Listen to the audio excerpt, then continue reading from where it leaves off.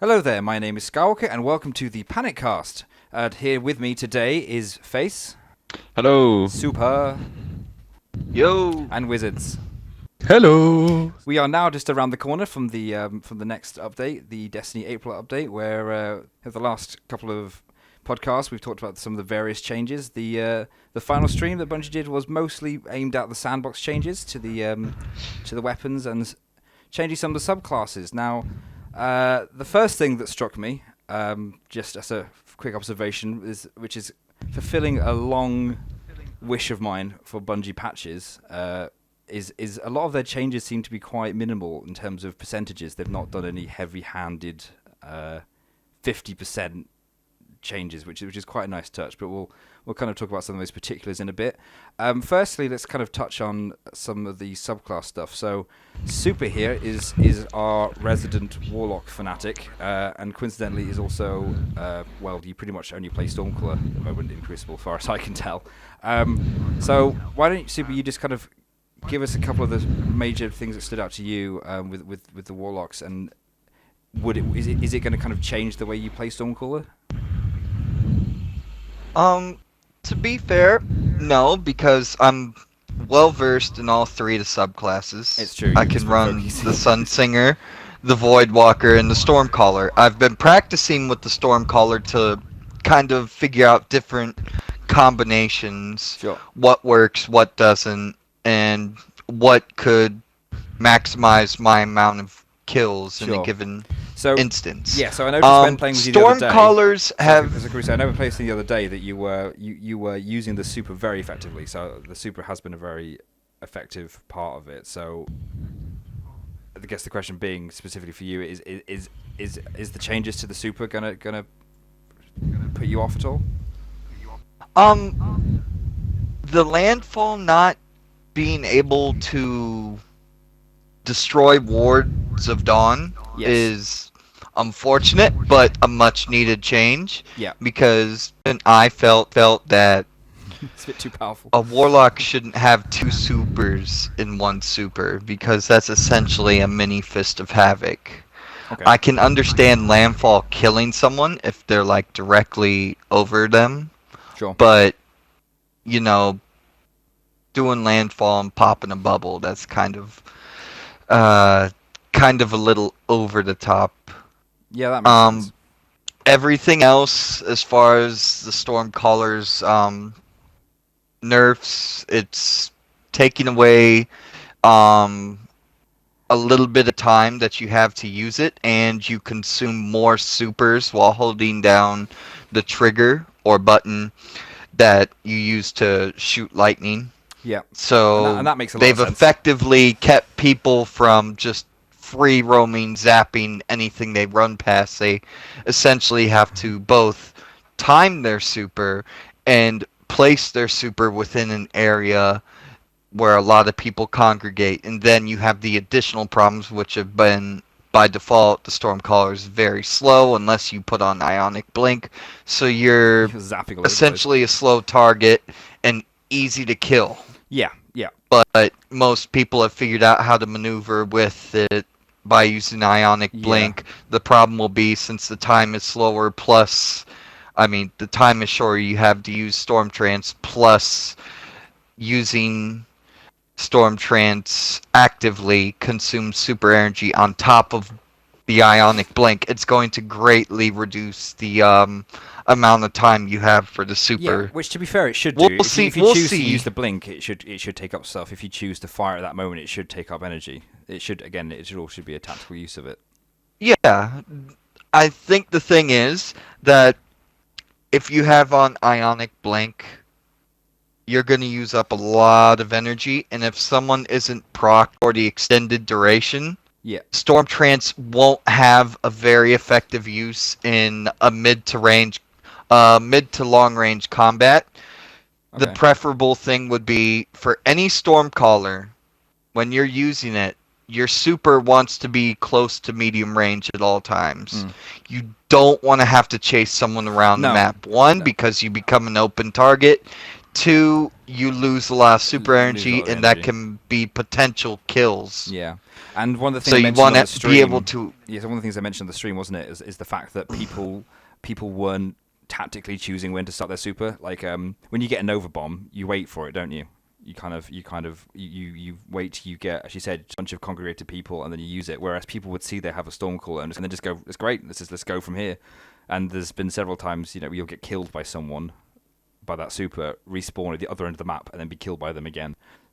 So definitely that extreme that's just the difference in supers, though. Yeah. Because I mean, there are supers that are sort of like instant kills, which is obviously things like Titan Smash and Nova Bomb, and then you have supers which are similar to the hammers with the Titan and Stormcaller, yeah. which is which just take longer and they're slightly weaker. Yeah. But the question is I guess it's a matter of balance. Is that there would be a line somewhere, I'd guess, and is it going on too long, and is it too quick to get it back? So why not just decrease the amount of super energy that you have overall, so you're essentially roaming less? That's what they're doing. They are not really reducing the effectiveness of the attacks. Is that correct, Super? Still kills. In the They're same just amount of time. reducing. They're reducing the amount of time by both reducing the amount of time you have in general, and then for every time you unleash your lightning, you're consuming super energy faster. So they did a two-headed approach with it. Yeah, so basically they made it shorter and made you consume more energy. Okay, so basically saying that, so basically that's kind of Faye said, is that basically means that it's you have a slightly smaller pool, and then when you choose to attack, it consumes it a bit faster. So it seems like they're not saying that when you use it, it's killing too quickly. I think they seem to be saying, right, so you use it, and then you don't really have the luxury to just be able to casually float through the map and find a whole bunch more people to kill. Yeah, I don't think it kills too quickly. No, because it's a super at the end of the day. So and supers should be essentially, if you see a super, you should be expected to die. Yes.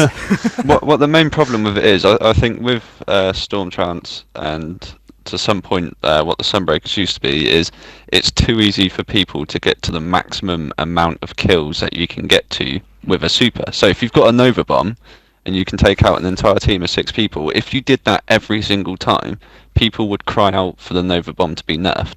Whereas with a Storm Transfer, it's too easy to get to that number of kills, and that's what people don't like about it. Yeah. Well, gets that number of kills and then actually still carry on with a Storm Trance. Yeah, it's true. Whereas with a Nova Bomb, you can actually only on hit on the smaller unless, maps. No, unless somehow people respawn in the void. In the void. That would happen. That would be I mean, people Hey, complain stranger about the things have respawn happened. locations. That would be pretty terrible. I respawned on top of my still burning corpse. And it's still going on.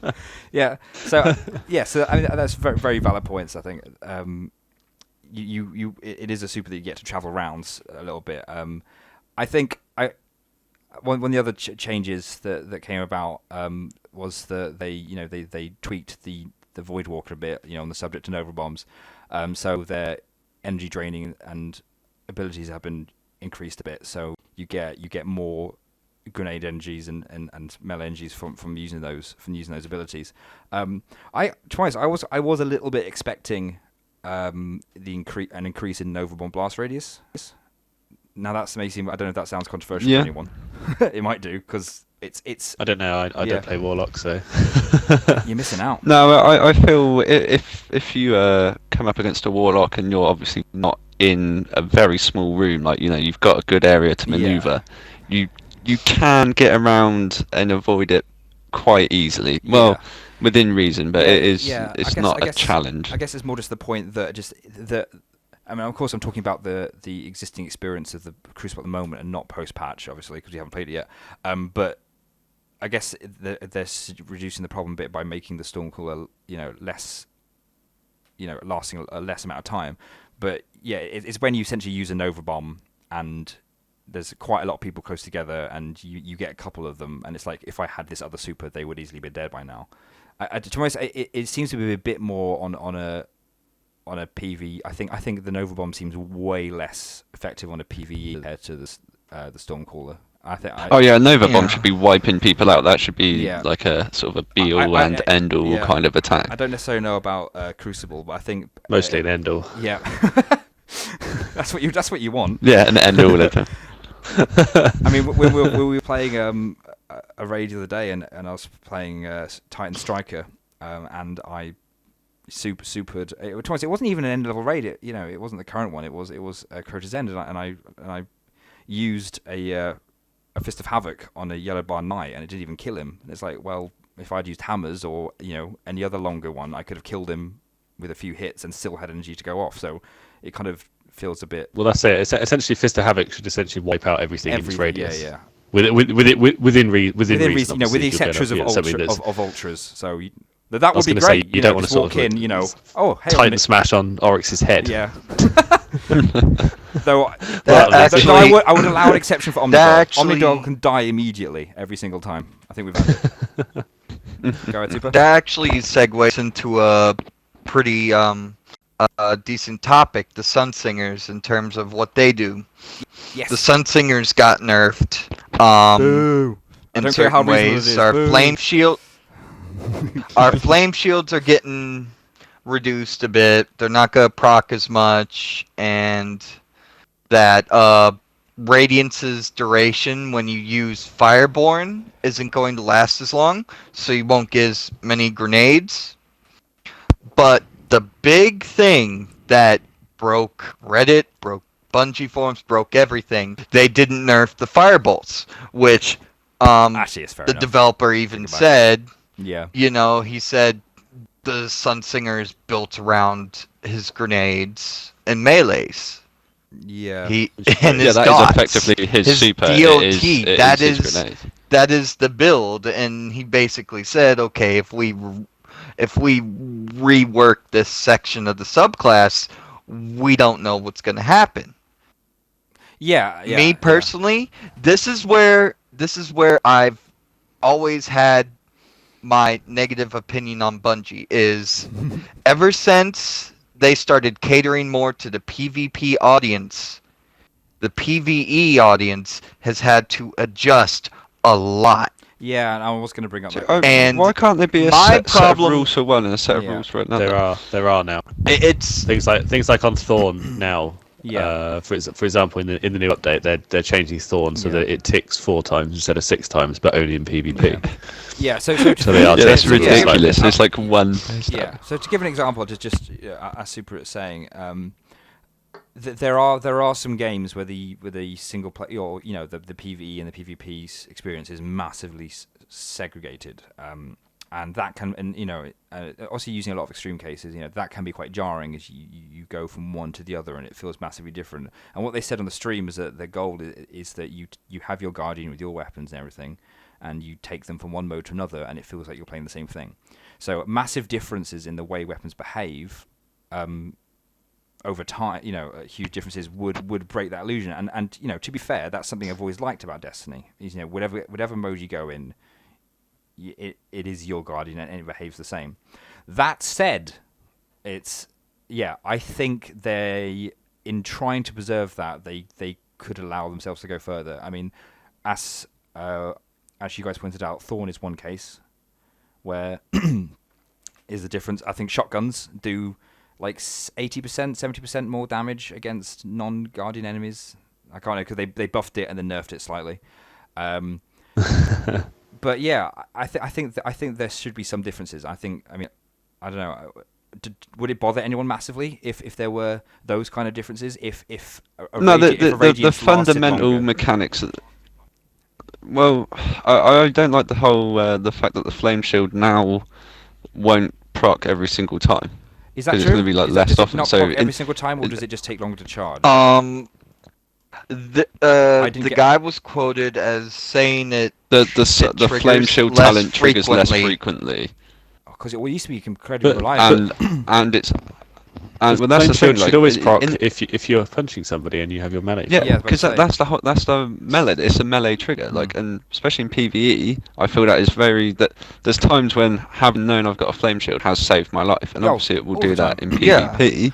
But I feel like it should just be less strong. It shouldn't be as many Yeah. hit points And to be in fair, PvP, they have and done it should that. still They've- proc nearly every Yeah, time. they have nerfed that a little bit, but Yeah, they have also I- reduced the you're HP right. of the shield. They weren't overly clear on how it happened because, and as Wizards pointed out, when you have a grenade charged and you throw the grenade, you don't sometimes not get a grenade. You get a grenade. If you have your melee charged and you hit someone, it will trigger the effect. So I think that hopefully they haven't gone to that. The thing is, warlock melees are still too ranged, and obviously if you assuming you hit something and you immediately get a flame shield, then you're basically going to win that battle. Which is something that I aren't massively they take advantage kind of meant to be? Yeah, Well, yes. Yeah, I mean, Yeah, but can you argue the hunter's melee is too ranged with a throw knife? yeah. Again, that's Well, no, because that's slightly different. Yeah, and Because say you don't again. Yeah, well, okay, it's just a small item which you can use. yeah. It's the same as a way gun, you basically. could make the counter argument for that is that it's a certain perk on a certain subclass. The warlock has the same general range melee across all three subclasses, with the stormcaller essentially having a Like chains, kamehameha for a melee. It can hit from obscene ranges to the point where I've even been surprised. I'm like, I shouldn't have hit that guy with the melee, but I did. And then it I'm chains. not gonna complain. I'm After just that, gonna it take the chains to kill. everything. Oh yeah, I run arc web, so if I melee someone's right behind him, I kill him, I get the chain, And then like, someone oh, at the just opposite go end to of the that very dies. next guy, melee him. And it just keeps going. It Okay. just which is ludicrous. The, Like, Yeah, the yeah. argument the with whole chaining melees thing can is get a pain. Yeah, and though I guess just circling it back, this goes into the point of PvE versus PvP balancing, because like with Radiance, for example, I already feel like when using Radiance, obviously the main point of it really is the self revive, but in terms of genning orbs, you massively feel it is massively less useful against taking down tougher enemies. Now, obviously, it shouldn't be as useful as an overbomb, but it already feels it. So, I have no problem with them reducing the effectiveness and the length of the Radiance in PvP, but it does bother me that it's in PvP. Sorry, yeah, it's the other way around. It does bother me that it reduces it in PvE as well. So it really wouldn't bother me if they had different timers and those kind of things. For me, it doesn't bother me as much because it opens up the Radiant Skin perk a little more. Because they said with the Radiant Skin, when you cast Radiance with Radiant Skin, you get more grenades, and your super lasts the same amount of time, but your grenade cooldown It's a lot less. Okay. Interesting, didn't know is that. improved. Yeah. It opens up that perk tree, and it makes people choose. They say, okay, let me run a just in case super in Fireborn, so in case I go down, I can self-revive. Or do I go for a better orb gen, put on Light Beyond Nemesis, and then put on Radiant Skin? I can gen more orbs, I can take more damage, because when I pop Radiant Skin, I get a very strong overshield.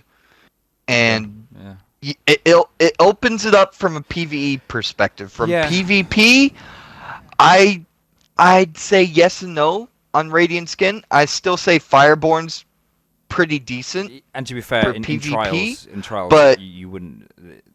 This is the only reason. It's basically the go-to build, which is another thing that maybe doing it. It's another thing that Bungie should tackle at some point. Yeah. Because you're restricting more.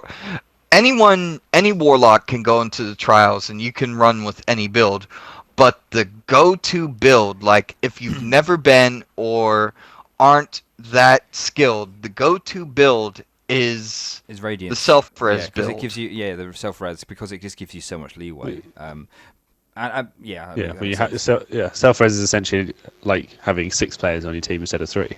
Yeah, and even if you get killed by their super, once it's done, you just Radiant, so it's almost a guaranteed counter. Whereas other counters, like Nova Bomb, you could stop them, but there's always a chance you'll miss. So essentially, it's a guaranteed counter, and and a get out of jail free card with pretty much any encounter. I think the thing is for Radiance is actually once you self-res, then that should be your reward, as opposed to you self-resed and now you're going to go and kill people with infinite grenades. Yeah, I mean, you're getting double rewards. Yeah, to actually say. Yeah, but that's how they should be spec though. Like you should have one talent to give you the grenades, but obviously then no self-res, and then when you're self-resing, it should, like you say, that should just be what it is. You shouldn't then be able to then spam. To be fair, I say that's why they're reducing it with that, and that makes sense. That now they're reducing that ability when you're using the self-res. I think in PvE perspective, it makes sense to have both to a degree, especially since they removed quite a long time ago you used to gen 2 orbs, I think, when you self-resed as your super. They took that out. So then it needs to still be, a way of killing people.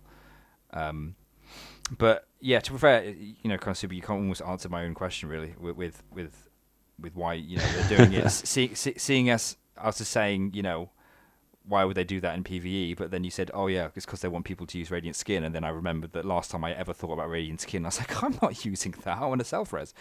So that's exactly the kind of thing they do when they see a perk or a weapon that no one's really using, that they want to try and give a valid reason to doing it. Sometimes that's buffing, sometimes that's nerfing the thing that people are already doing. Okay, I think that's some interesting points. What I would like to kind of talk about and ask a few questions on is really the changes to the ammo economy in Destiny. Obviously, it seems that a lot of the changes have been made from a PvP perspective, which kind of goes, as Super was saying before, PvP at the moment seems to be dictating a lot. They did make it very clear in the stream that the teams do communicate, so it's not like one person just goes, I'm going to nerf all the special ammo, and then the other designer's surprised when he has no sniper ammo anymore when he goes to test a raid or something. But they have made some PvE changes as well, though, regarding the ammo. Yes, okay. So just for example, so some of the changes. So I'll just read through quick some of the changes, just to preface the conversation. So swapping special weapons in PvP now completely removes special ammo. This is something that we talked about before with Icebreaker, and I think that's something that's completely fair. If you choose to switch, you pick your loadout at the beginning of the game, and if you choose to switch special weapon during the game, that's a tactical choice that should have a downside to it. Otherwise, it's not a tactical choice. I can just switch whatever I want. That means the Icebreaker glitch and the side, or not necessarily glitch, but the Icebreaker and the sidearm methods are gone. Reducing the total ammo inventory for all sniper rifles by roughly 5 to 7 rounds. So basically, you carry a lot less ammo. So considering that your standard ammo, I think I looked in the day for some weapons without a perk, is around 15 rounds. So you're talking about with some sniper rifles being down to maybe 10, 11 rounds by standard. Shotguns are down also 5 to 7 rounds. So yeah, so that'll put them around 15 to 11 as well. Yeah. So basically, what they're doing is that before they tried the thing where they didn't have special in inventory at the beginning of 3v3 rounds. They've reverted back on that, and they've now put it in a situation where you carry a lot less ammo, which for me is what I've always kind of wanted to a degree. Where in multiplayer, it's not like, oh, I'm just going to use my sniper because I have tons of ammo. It has to be a choice because you might not get more for quite a while.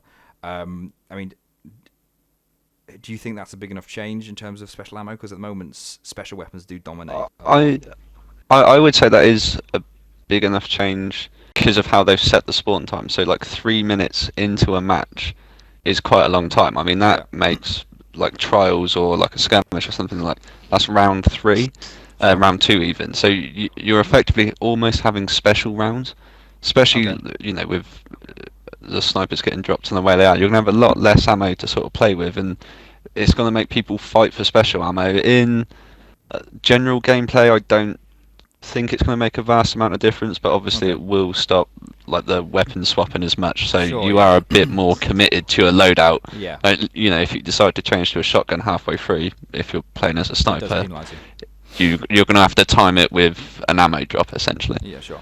And when we were playing, the last Iron Banner, there were some players that basically the entire game just sat at the back with a sniper rifle and never engaged. That's the point of a sniper rifle. That is entirely true. It's entirely true. Yeah, that is a valid tactic. But if you have a sniper rifle, what is the point in running around the map? There is absolutely no point. There should be no advantage to running around the map. They were firing at a regular rate, And where were they getting that ammo from? They were getting it for sniping should be a thing where you do not engage close quarters, and just to touch on some of the other weapon tunings, they're making the sniper scopes a bit longer range, so they're making them harder to use as running gun weapons.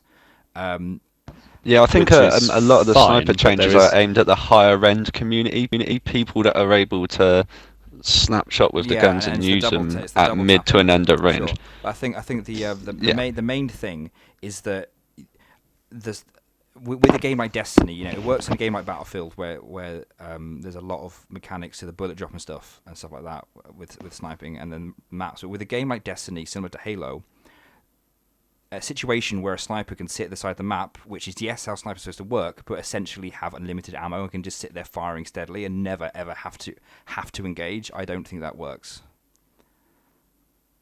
No, that doesn't work. They should be free. But that's not how the Crucible really runs, though. The Crucible doesn't run like that way. I mean, we've noticed it. Crucible has slowed way down since the nerf of pulse rifles and shotguns. They've encouraged the more long-range meta. They've encouraged the reign of scout rifles, sniper rifles, all that. The thing is that with a sniping mechanic like Destiny, which has already by default probably one of the highest aim assists you'll probably see in a first-person shooter that's even considered remotely competitive. You already have that, and it's a point-and-shoot instant kill. There's no real bullet travel time for the sniper rounds in Destiny. You put the reticle on someone's head, you pull the trigger, they're dead instantly. That's exactly how a sniper should work.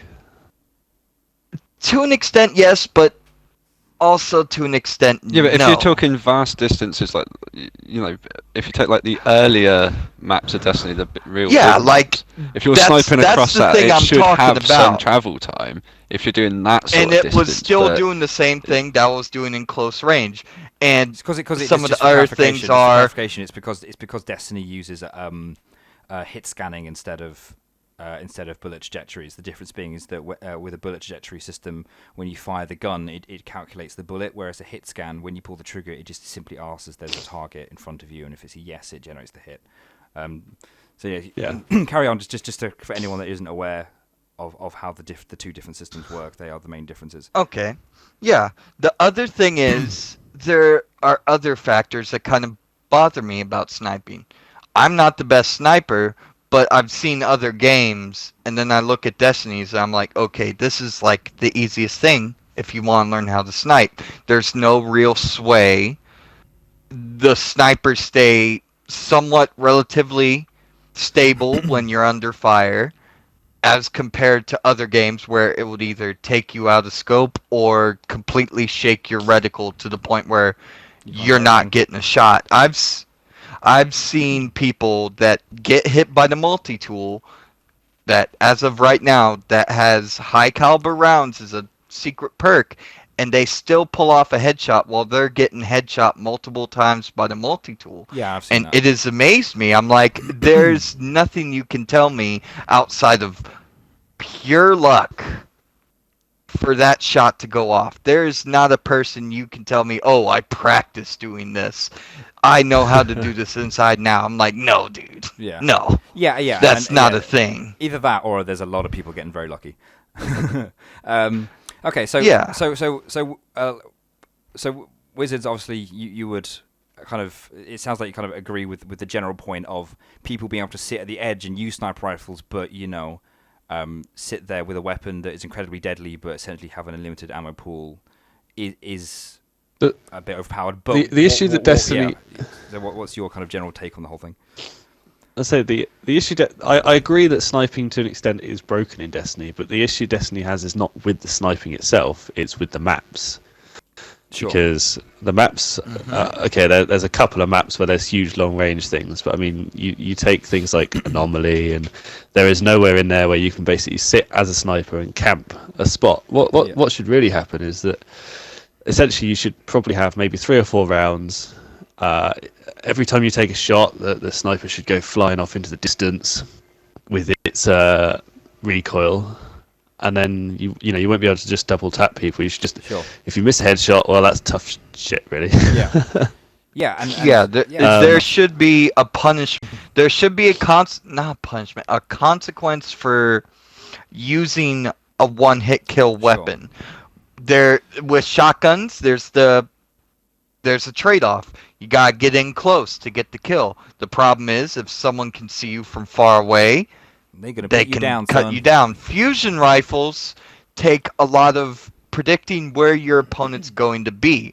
So if you die, it's more based on you didn't judge your engagement right than anything else. Okay. With sniper rifles, the thing should be it encourages precision shots, it encourages timing, but it also disciplines you for 1, making poor shots, or 2, getting into mid to close range engagements. That's what I want to see out of sniping. And the problem with it, like you said, is Bungie's map design. They may have like 20 maps, including the PlayStation exclusives. Maybe 4 of them have, 5. I'll count Pantheon as 5. 5 of them have even close. Well, never mind. Scratch that. But there's nothing long range in Pantheon.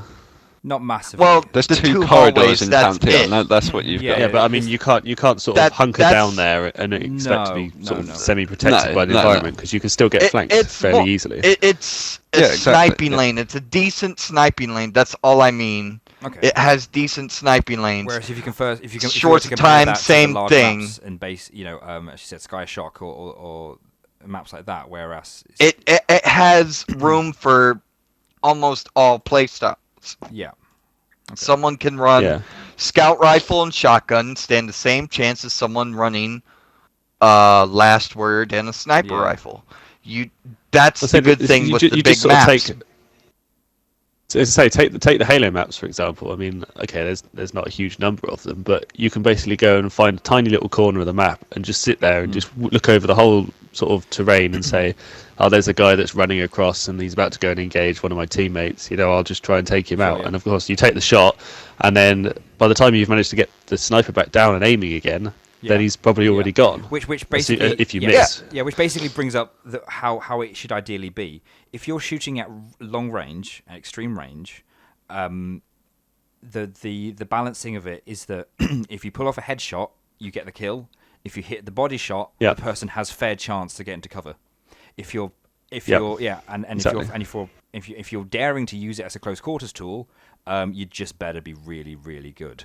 Is essentially what it is. So why not just remove the short range scopes? Why have a short gazer or a doing somewhat of a balancing why have them? with that? Well, because, again, I'm all for customization. To say I'm all for customization, and I think they have a place. They are, just to go over quickly some of the statistics, they are increasing the range of those scopes. So essentially, the short range scopes aren't as short range anymore. Some of the long range ones are really long, as in they'd be useful on some of the maps in Destiny that aren't really relevant anymore. I think they ought to just get rid of the short range scopes. Okay.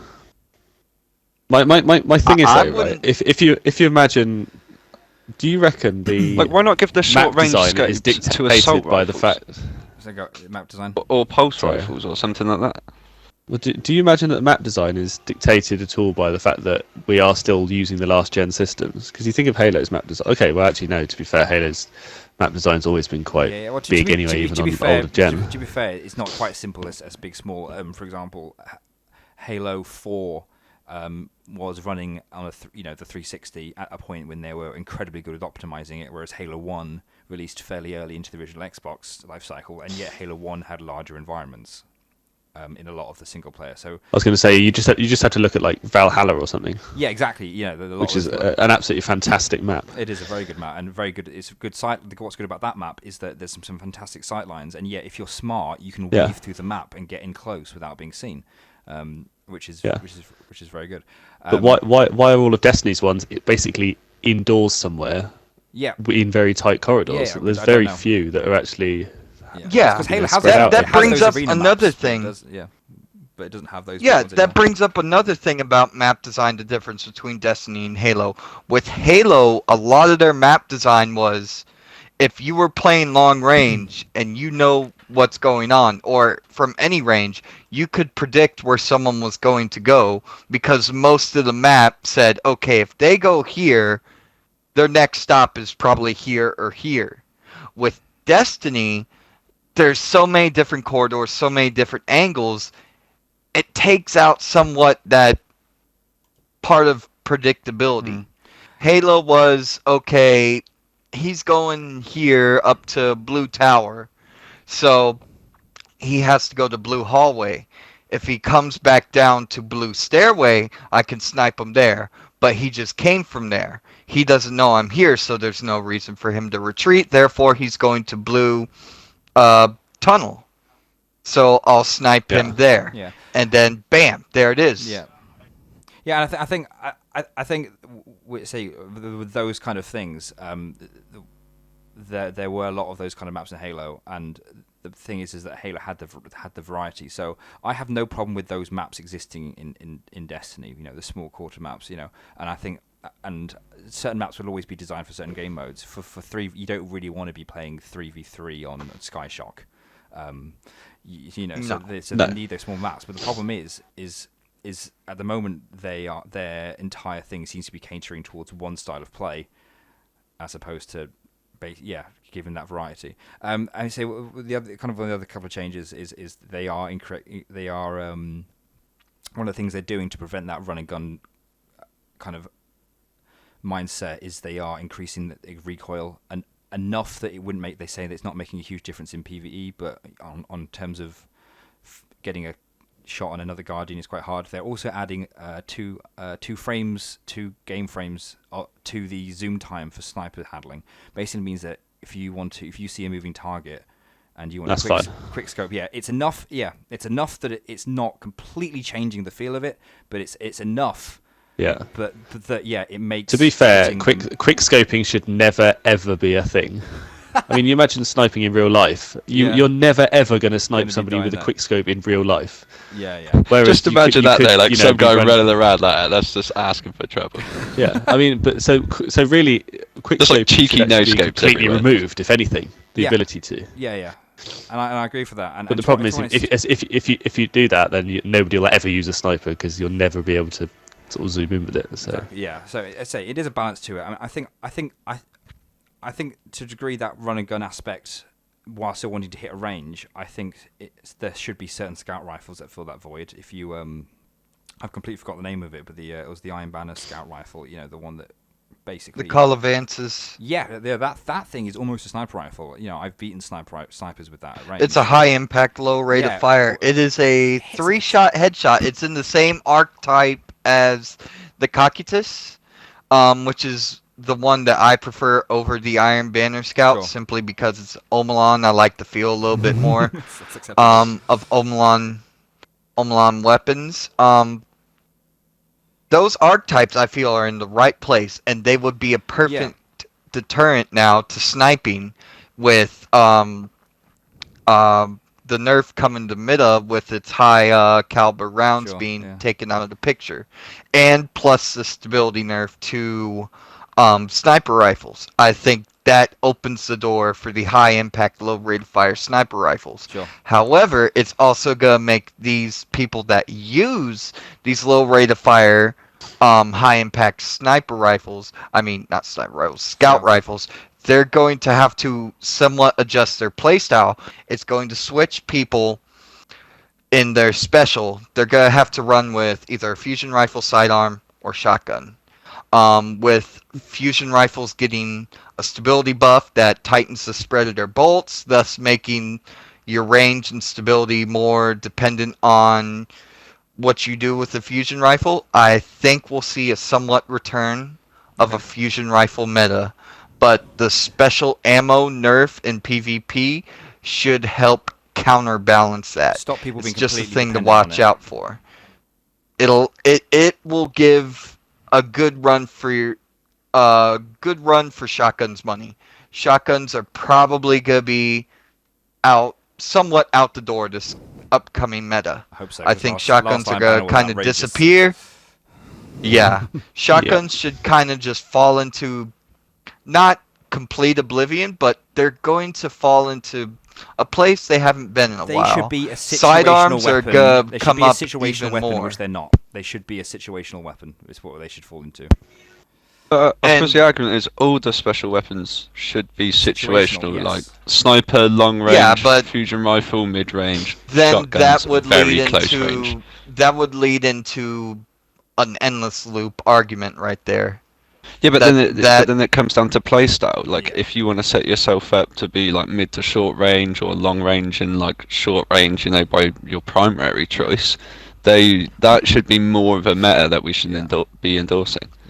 I think it's basically the way it kind of needs to go. Is they need their own niche, and I think yes, it's right to buff and nerf things around a bit to kind of get to the right point, but you should not be able to, where it is, especially, and that comes back to the smaller maps. You should not be able to run a shotgun and basically be able to win the majority of fights, no matter the range, because you're always going to be close. Okay, so I think that kind of covers a wide amount of stuff there. I think it'll be quite interesting with obviously they're bringing back another wave of exotics. Queen Breakers and Lord of Wolves and Dreg's Promise. They in the stream they had a few of those on play, which I think was kind of interesting. Yeah, and I noticed that they tried to. This is actually a direct quote from what they've put in their patch notes. Is that Drake's Promise was rarely used, so we wanted to give it some attention. And that is to be honest, in my opinion, that's a crap reason for.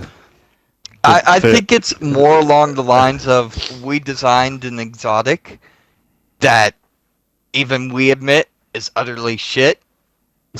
So we need to they find wanted a a way to second make pop it at the not shit Yeah. without completely breaking the gun. So they gave it tracking rounds, which, considering what the Dreg's Promise is supposed to be based around, which is the shock rifle, the shock pistol that the Dregs and some of the Vandals carry, I don't mind it. I think it's actually pretty fun. The other thing that they're doing is Telesto now sticks its bolts onto allies and Wards of quite Dawn, which has turned... Telesto has essentially Exactly. turned into a needler/plasma grenade gun. So It Wizards, is all of going Wizards' dreams to- are coming true right now, basically with Telest. Well, you can essentially That gun turn your is gonna turn your inspire teammate into a challenges. suicide bomber. Yeah. Exactly. Just to stick them with a load of firework show, that's Telesto, it. just get them to run towards the enemy. Which I think would be fantastic.